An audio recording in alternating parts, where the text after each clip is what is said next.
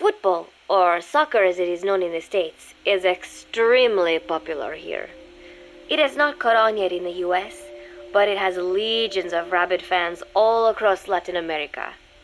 These fans can get so rowdy that it is commonly believed El Salvador and Honduras went to war in 1969 over scuffles in a soccer match. In reality, tensions between the two countries were already high. The match was merely one of the sparks that set them off. But these people are so passionate about this sport that the story seems plausible. Predictably, many of the soldiers here are fans. They have apparently divided themselves into Costa Rican and Nicaraguan teams and started playing each other. To play, you need a ball and 2 goals. The R&D team built and set up simple goals on the deck.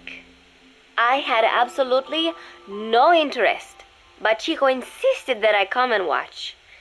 It was not a proper match by any means. The pitch was not even regulation size, but the players and spectators alike got pretty excited.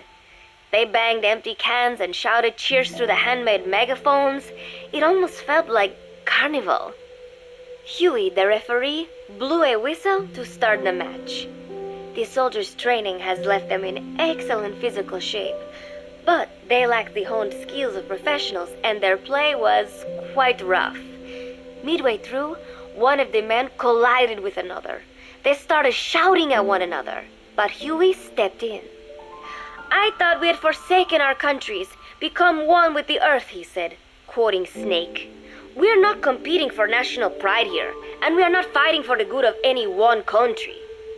This is not a war. Soccer is a peaceful sport, am I right?" The soldiers nodded. They know the pain of war, and they share Snake's vision. Perhaps that is why all this resonates with them.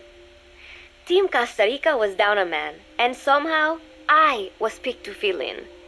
Costa Rica had the advantage up until that point.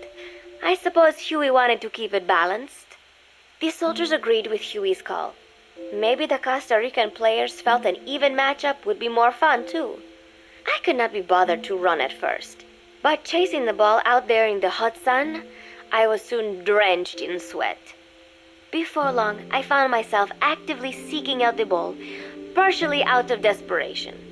I picked up a loose ball deep on the opponent's side of the field. Even though he's Nicaraguan, Chico cheered me on, yelling, "Go for it, shoot!" I launched the ball as hard as I could, only to have it blocked by the keeper. Disappointment only increased my determination. In the end, I didn't score a single goal, and Costa Rica gave up its lead. It was really close, though. We congratulated each other on a good match and sprawled out in the shade on the deck, exhausted. The ocean breeze felt so nice on my sun-soaked body. Nuke came over. It is one of his favorite spots, and stretched out next to me. And together, we watched fluffy white clouds drift lazily across the clear blue sky. It was lovely out today, so I decided to sun myself in a lounge chair up on the deck when Strangelove came up to me. Despite the heat, she was in her usual long sleeves and pants.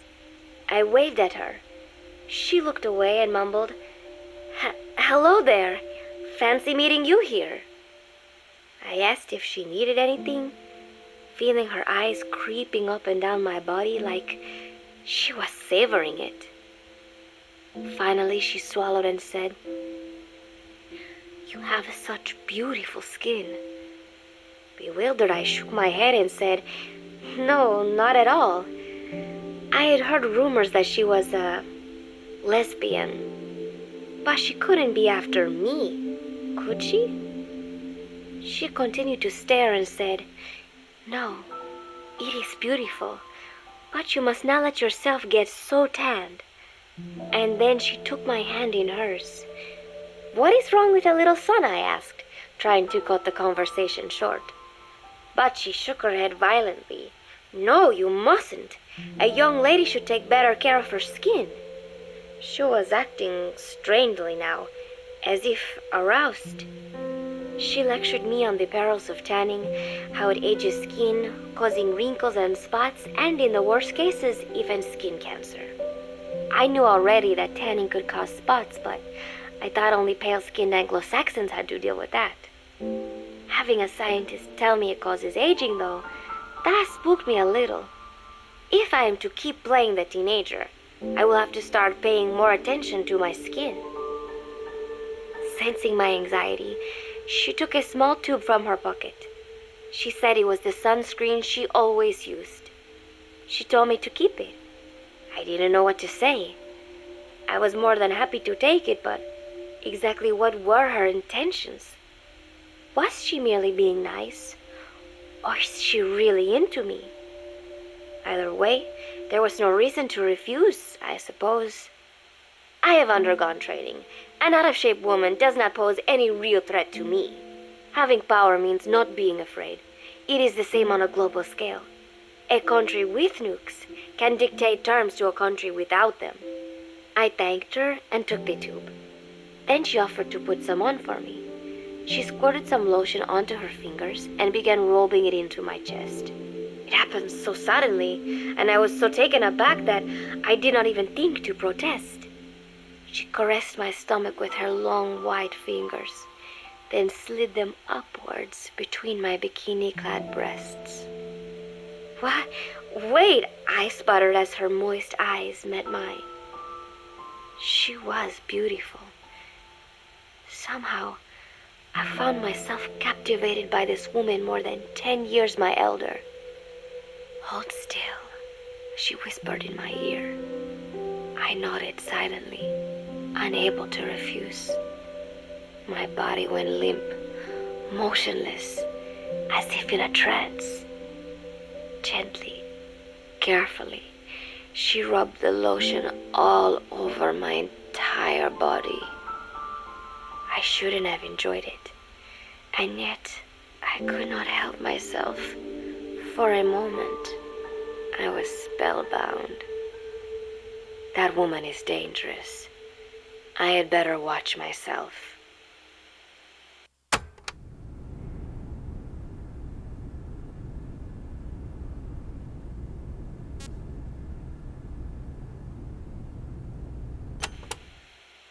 Protecting one's health is an important part of any agent's job. But despite my best efforts, I have caught a cold.